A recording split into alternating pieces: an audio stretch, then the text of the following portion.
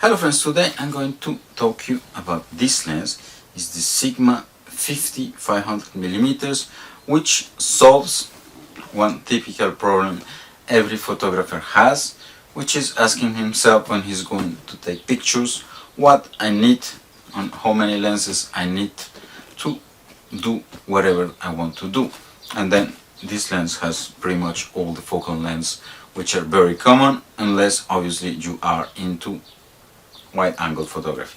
Okay, and you may notice I'm hiding this region here because it still has the address of the former owner, because I got this lens second hand and I took it out because it is actually leaving on Monday for a new home, because I don't use it that much, and personally I prefer smaller lenses and fixed focal lenses.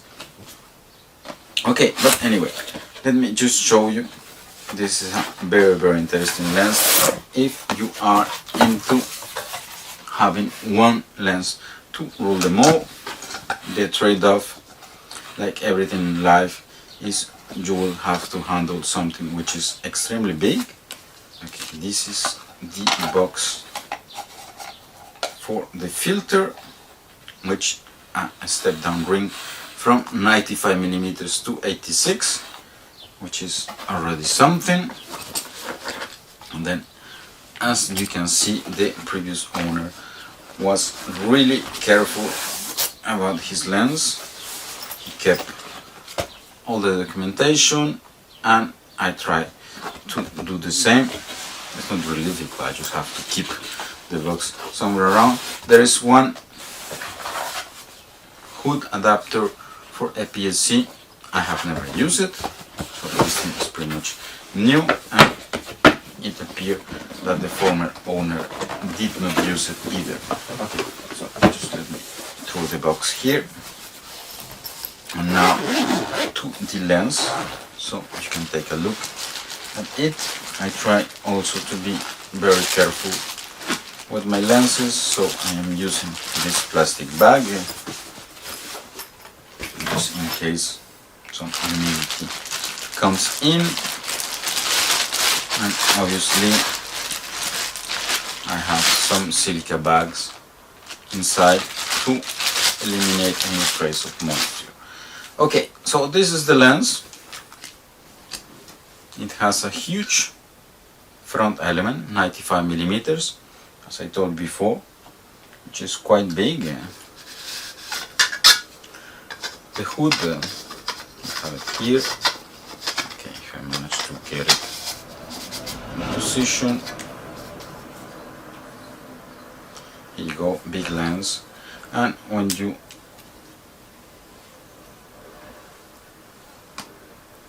put it at 500mm, you can see the lens can get really big. Advantage, it has optical stabilization, which is very nice. So a lens this big is very difficult to hold properly in position before checking, because the weight is 2 kilograms and 88 grams. So after a while you feel it in your arm. I'm already feeling it, and you don't carry. You don't attach the lens to the camera, you attach the camera to the lens. But all in all, it handles really well. Here on the tripod side, you can have even the shape to handle with your fingers. It is very well equilibrated, so if you want to hold it like this, which is nice, and my guess is when you put the camera, the equilibration here is perfect. And that is all for the building. There isn't much to say. It's a very nice building. Now what I'm going to do is just to go and take some pictures, and so you can appreciate what this lens can do. So here we have the first set of images taken indoors. We are looking right now at the image made at 50mm, and what I want to do is to show you the flexibility you can get with this lens, because with the same lens, without changing anything, we can move to 100, let's say, to make a more detailed portrait. In this case, we are zooming into the pink point, which happened to be an orchid.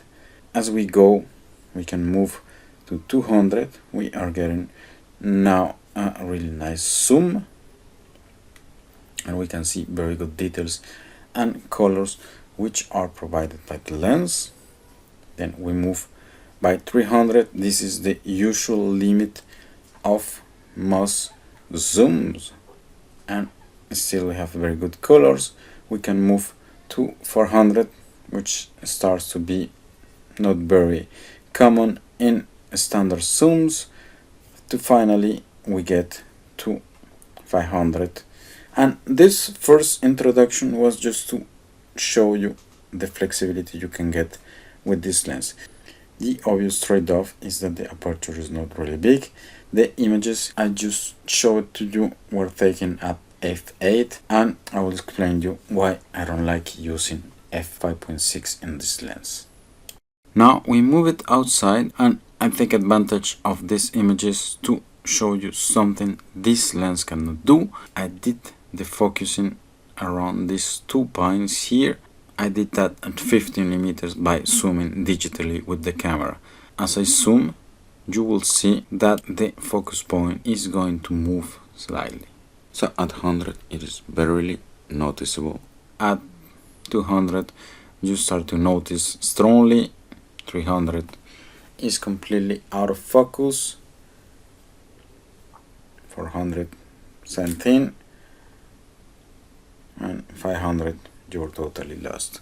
So this lens is not capable of keeping focus as you do the zooming. I understand this is totally difficult to do.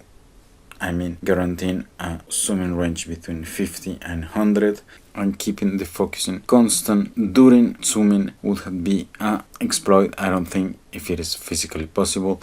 I know of only one lens who can do it, and that's the Micro Nikkor 70-180. If you know about another lens that can do that, please let me know.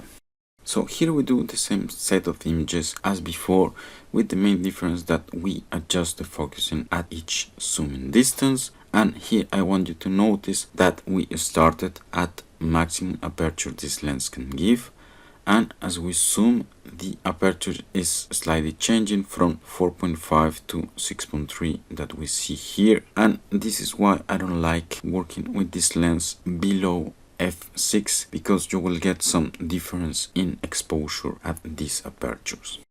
And just to finish, here we have an application of what this lens is capable of doing. I am working here at f8, and I'm taking this home as an example. I'm zooming to progressively. We can see that the aperture remains constant and the images are pleasing, even though they're not intended to be artistic or whatever. This is just an example. And with that, I will finish the video showing you the capabilities and the limitation of this lens. And obviously, to get such a wide zooming range, the trade-off is a small aperture and a very big lens, which is also very useful. This is all for today. Thanks for watching and see you next time.